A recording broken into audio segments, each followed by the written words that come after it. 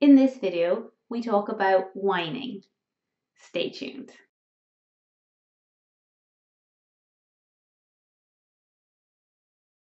Whinging and whining can be a big trigger for parents, and that's why I thought it would be a good topic for today's video. First, let's look at why whining is even a thing.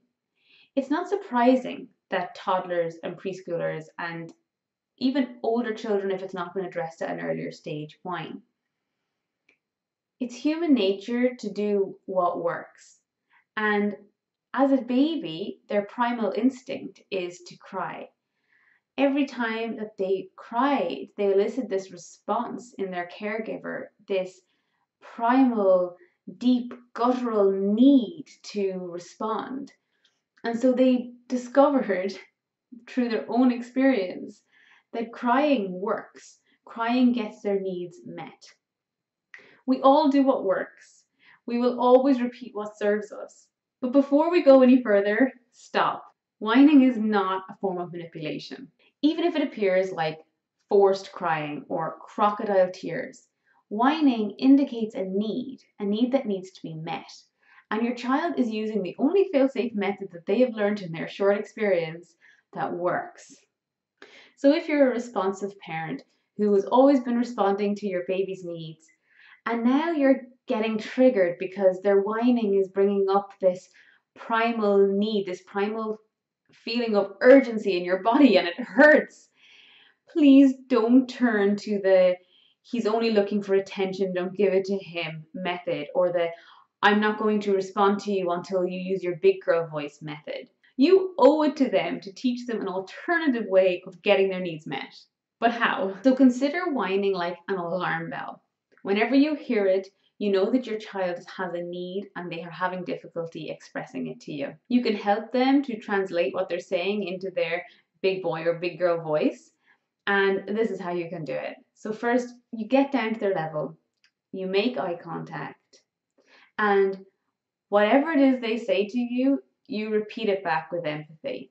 Mommy, he's being mean to me. He's being mean to you. This shows that you're listening, that they have your full attention, and we're not going to give the whining any attention at all. We're not going to reinforce it in any way.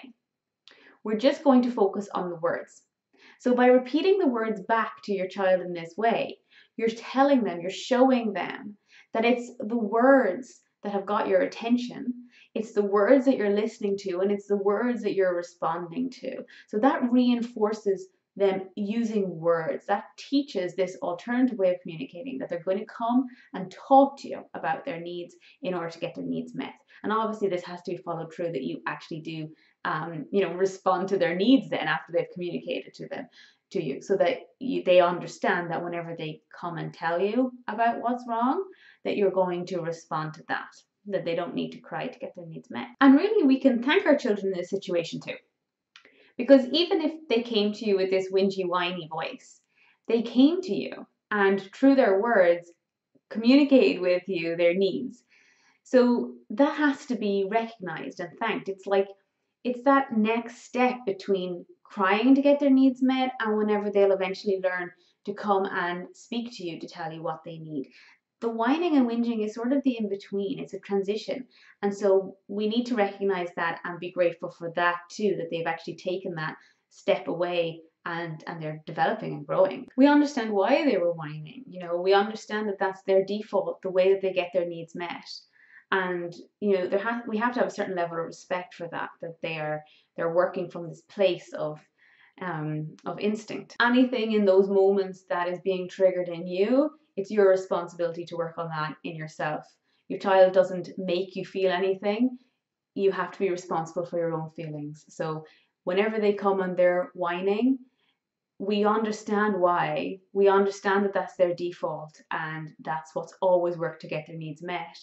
Now you need to work on your own self-regulation and how you're not going to be so triggered. And we can work through this by working on our breathing, through meditation, through whatever you use to help yourself to regulate in that moment. And in that process, we're actually modeling self-regulation for our children too, which also benefits them. So whenever they come to you and they're whining, but they are telling you what's wrong, well, then you have to thank them for that. So you can say to them, thank you for coming to me and telling me what was wrong. You can say, you know, if maybe your child isn't putting it into words and they're just whining like, you can say to them, thank you for coming to me and letting me know that something was wrong. But I don't understand what you're trying to say. Can you try again? And whenever you're saying that, you're again on their level, making eye contact and really listening. And the thing about this as well is if you ask them to tell you again, they were already having difficulty expressing the words. That's why they were doing the noise, which was being very annoying for you.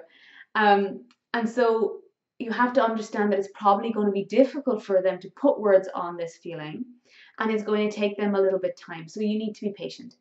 So you need to really listen and wait. And if you're feeling anxious and that's putting this feeling of urgency inside you again, and it's really triggering you and it's very hard for you to wait for them to get their words out, you know, just resist any desire to speed them up or to rush them through this process, because they need the time.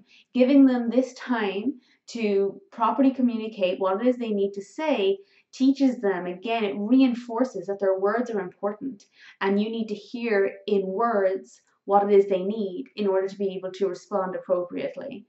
So you need to really listen for as long as it takes. So if you're feeling anxious and it's difficult for you to listen and you want to speed them up, what you can do instead of speeding them up is slow yourself down. And one good way of doing that is to just focus on your breath and slow your breathing. So, you know, we're breathing all the time. So in that moment, as you're breathing, just notice how long is your in breath. Okay, so if you breathe in like, okay, that was 4. Then you make the effort that the out breath will be 6. Okay, the out breath was 6, so I'm going to breathe in 6 again, and this time the out breath will be 8. So